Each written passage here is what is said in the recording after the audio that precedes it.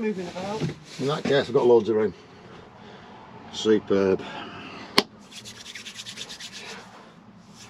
Well, it's time to hit the road again. So we're just getting loaded up now, and 2 weeks this time we're well, actually, guess where we're going?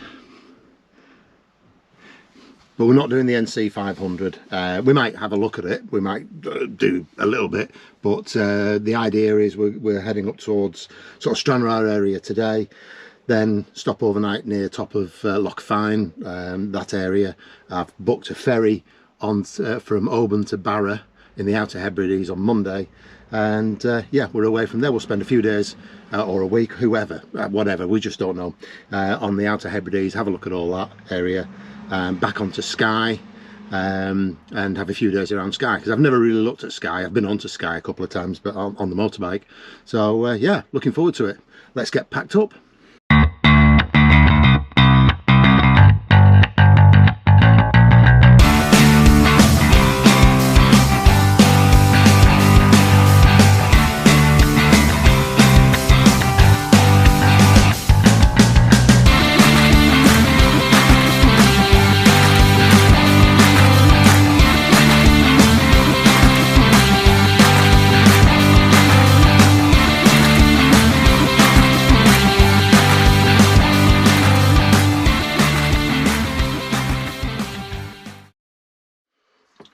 One of the considerations you've got to think about when you're looking at a motorhome or a camper van is storage. Storage space is a premium, particularly in a van conversion. So as I've mentioned in a previous video, this is an Auto Trail V-Line 610. Benefits of 2 nice long bench seats, which are convert into the beds. But if you're careful, you'd be quite surprised how much gear you can get under here. A couple of folding chairs, rucksacks, plenty of shoes, got the Kirak and the power cables. So yeah, it's if you pack carefully and pack light, you can get plenty in. Let's go. I'm to remember to put different cables in, make sure I've got everything correct, because we're intending to spend a fair bit of time not on sites, off grid, particularly when you get on Harris Lewis and the Uis Islands. So I've got to make sure I've got my USB cables for the charging rather than mains. So it's a lot of gear actually when you think about it. Laptop, iPad, GoPro, 2 cameras, but everything's fully charged, so so we shouldn't be too bad. So let's get it all in the cupboard.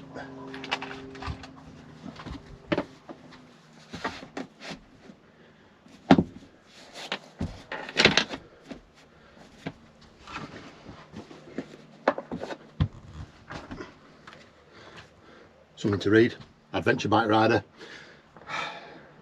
Done a few trips on that as well actually. There is a link somewhere on our YouTube channel to some old videos I did a couple of years back when I did Norway. A couple of weeks riding the bike up to the Nordkapp and Lofoten Islands. That was a spectacular trip. Wet, mind, it rained every day. That's certainly something we'd like to do again in the van, and spend an unlimited amount of time touring around Norway. Such a beautiful place. That's something to look forward to anyway in retirement. Right, I think I can just about charge everything up now.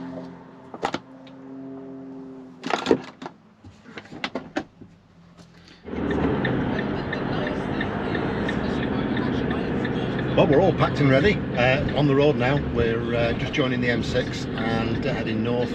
So we get up to just past Carlisle, Dumfries. It's Gretna, isn't it? Yeah, Gretna Junction. Get to Gretna, hang left, and then head towards Stranraer, see where we end up.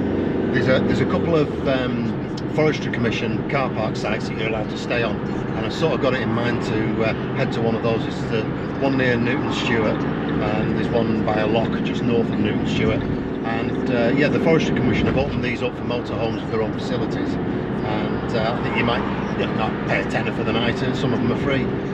But they're nice idea. We can go for a walk, have tea, chill out for a while, and then tomorrow head a little bit further north up towards Loch Long and Loch Fyne. And, hey, and as a result, Sarah's driving. How about this?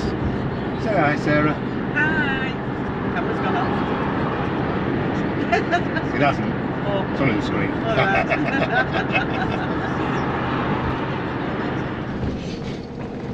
Oh, we've had a really nice day today. We've moseyed on up the M6 to Gretna Green, stopped at the outlet village, and then made our way over to Kirkcudbright. Kirkcudbright is a lovely little town on an old fishing port. But if you look on a map, actually you'd say it was Kirkcudbright, but it's actually Kirkcudbright, pronounced Kirkcudbright. So I had a bite to eat there, a little wander around, and now we are just on the outskirts of Newton Stewart, and we're just about to enter the Kirak Tree Visitor Centre, which is, as I mentioned earlier, it's a Forestry and Land Commission visitors place, where they allow motorhomes to stay overnight. Just one night, might be a small charge. It's a dark sky park, that's really good. So we're just on the entrance and see if we can find somewhere to park. Should be okay because they allow 30 on this one. So yeah, let's have a look. Can I just say that road isn't as bouncy as it seems? Well, this is a result. This is Kirak Tree Visitor Centre. You can just see the Visitor Centre behind me there, but the car park, which is over there, and you can see our van, you can see Erica. You can get 30, they allow 30 vans on here, £6 a night, from 6 PM to 10 AM. Obviously no facilities, although I think the disabled toilet's left open. Little shout out to Glenn there in the green Mercedes. You can see that's 40 years old. It's an old fire truck, and Glenn has a business called Boneyard Campers based in Peebles. Lovely guy. So if you want a custom camper, he's your man. Give him a call. Right, let's go and have a look around.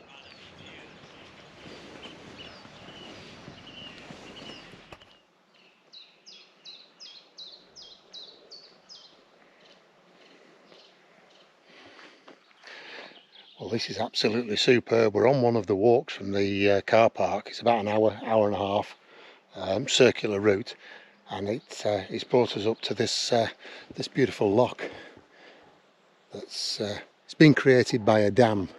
There used to be a sluice gate that opened to let water down to for the miners when the miners were working at the bottom of the hill there.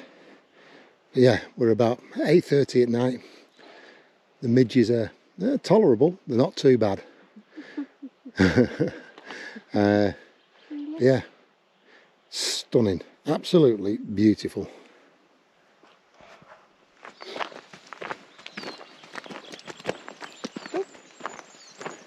Another great tit.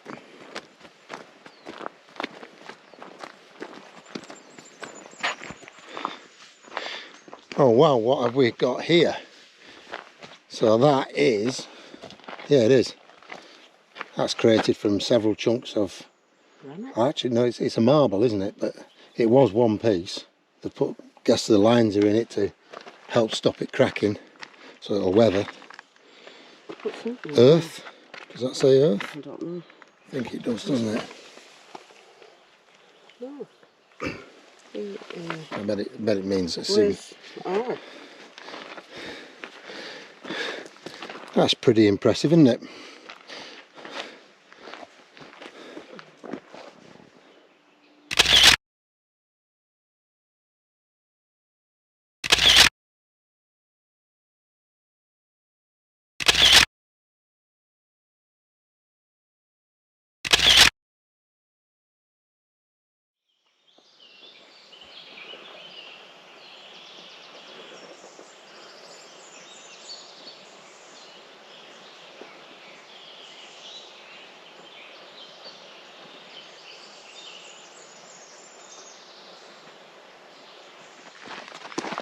Well, good morning. Great night's sleep, really peaceful, fantastic location.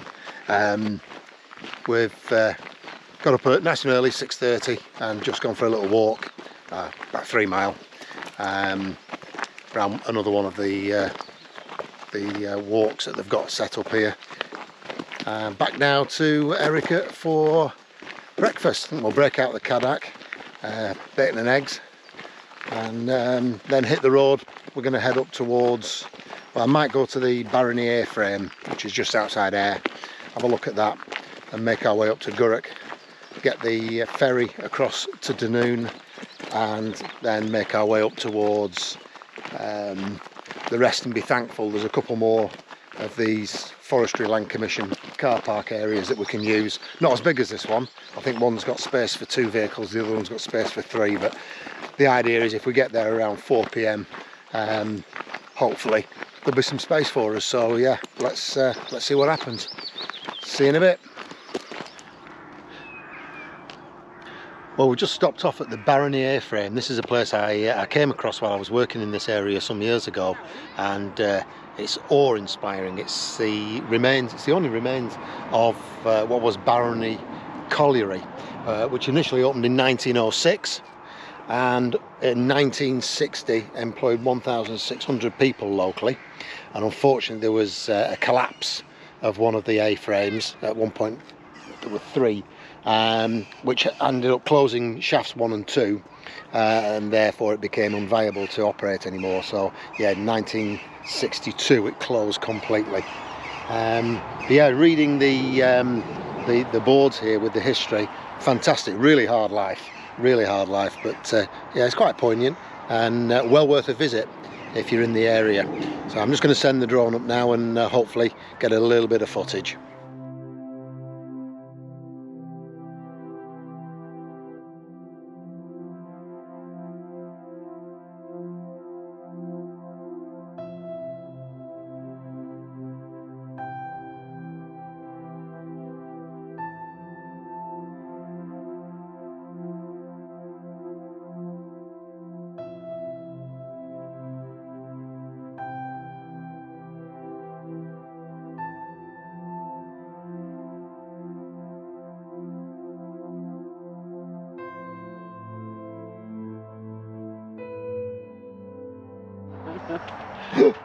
Right, well, we've just rocked up at Arakar, which is so halfway up Loch Long and near Tarbert, but you come inland and it's the top of Loch Long. And I heard that there was a car park here that you're allowed to stay at, and they've just put some portaloos up, which is really good. And yeah, so we've pulled on here, free parking for the night, absolute humdinger, superb. And just there we are in the background, and there, just check out our view from the side door. Are we going pub now? Shh, don't tell everyone. Time for a pint, and then we'll put the oven on and I don't know, cottage pie, chicken stir fry, one or the other.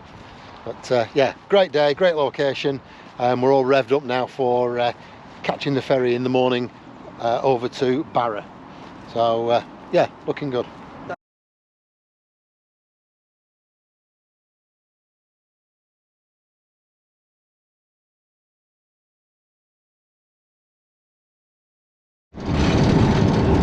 Well, good morning all. Beautiful morning.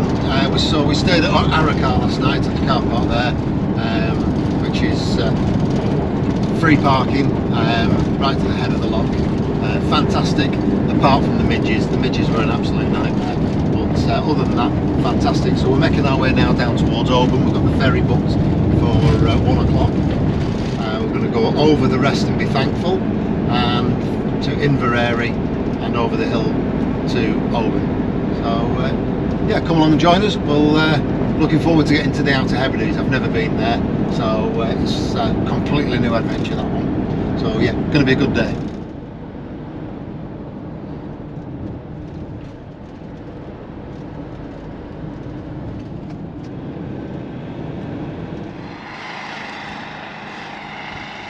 So at the edge of the Argyle Forest Park, and this is the Rest and Be Thankful.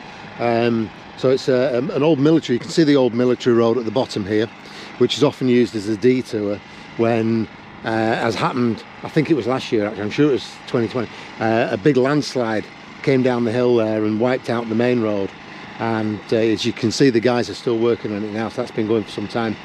But Rest and Be Thankful, this road was built in 1740, and the words Rest and Be Thankful were inscribed on a stone at the beginning of the original road, and that's where it gets its name from. That stone's long gone now. There is another stone that bears those words, but it's barely legible due to erosion.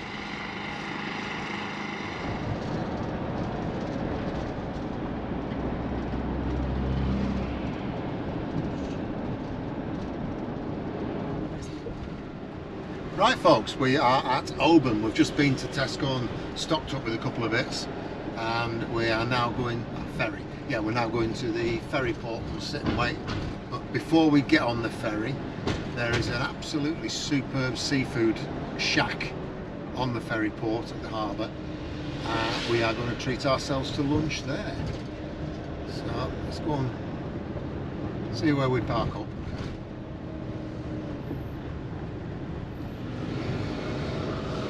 Pulpit Hill. There used to be a seafood, it was called, yeah, there used to be a seafood restaurant up there. I can't remember what it was called, and it was built into an old public toilet block. Absolutely oh God, fantastic. Yeah, I remember that. We used to go there whenever we came up here diving. That was a definite. We had to go there for seafood one night.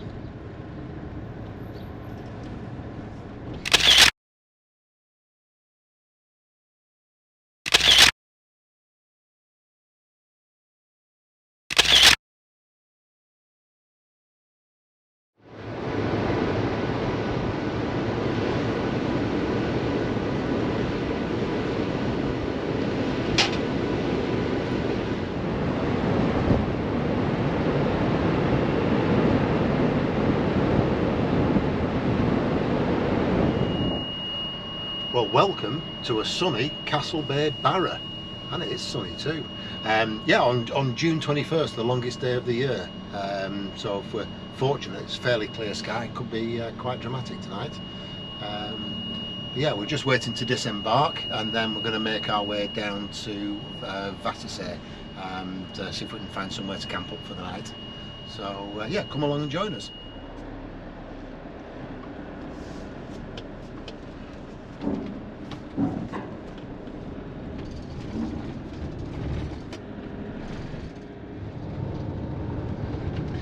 That is pretty impressive. That is gorgeous.